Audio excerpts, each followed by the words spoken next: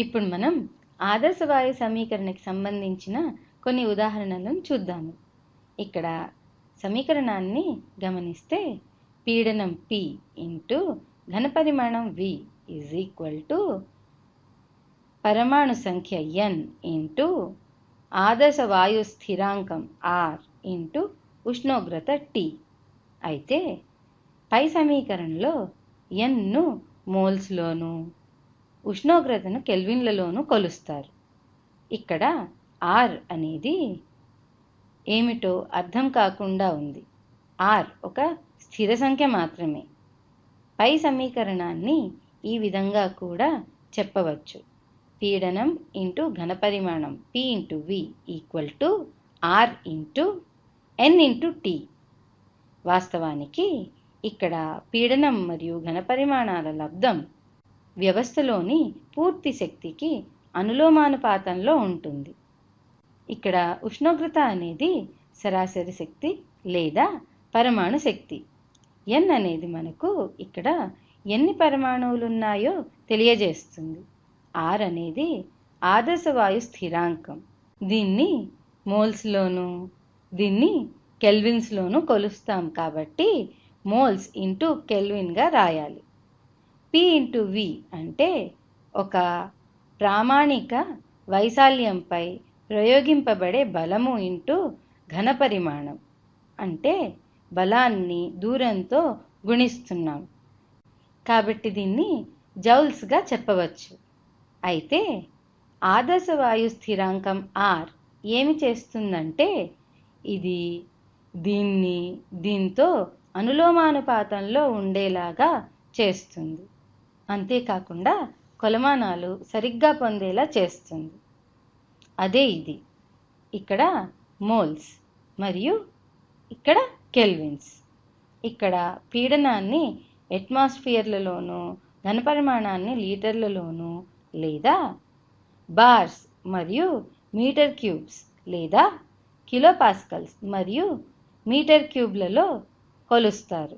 ఎలా కొలిచినా పర్వాలేదు. పీడనం యొక్క ప్రమాణాన్ని ఘనపరిమాణం యొక్క ప్రమాణంతో గుణిస్తే అది జౌల్స్కు సమానం అవుతుంది. ఇది ఈ రెండిటి మధ్య అనువాదం. అంతేకాకుండా ఇది అనులోమానుపాతాన్ని సూచిస్తుంది. ఇప్పుడు కొన్ని సమస్యలను సాధిద్దాం. ఆక్సిజన్ O2ను గ్రాముల్లో చూద్దాం.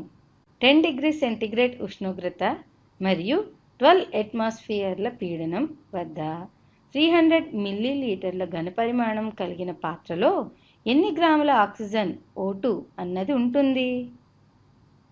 ఈ ఆదర్శ వాయు సమీకరణాన్ని భాగాలుగా విడగొడుతున్నాను. ఇక్కడ పీడనం 12 అట్మాస్ఫియర్. ప్రమాణాలు మార్చకుండా ఇలాగే ఉంచవచ్చు. 12 అట్మాస్ఫియర్లు ఇంటూ ఘనపరిమాణం. ఘనపరిమాణాన్ని లీటర్లలో కొలుస్తాం.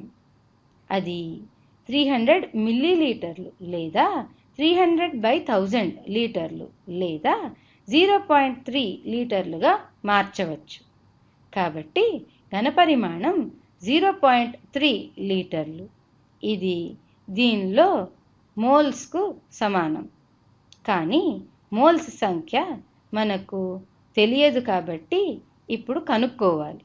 మోల్స్ ఎన్ని ఉన్నాయో తెలిస్తే అందులో ఎన్ని గ్రామ్స్ ఉన్నాయో తెలుస్తుంది. కాబట్టి ఇది N ఇంటూ Rకు సమానము. మరి ఇక్కడ R విలువ ఎంత అంటే మనం ఇక్కడ లీటర్లు మరియు అట్మాస్ఫియర్లు కలిగి ఉన్నాం కాబట్టి ఈ R విలువను వాడాలి.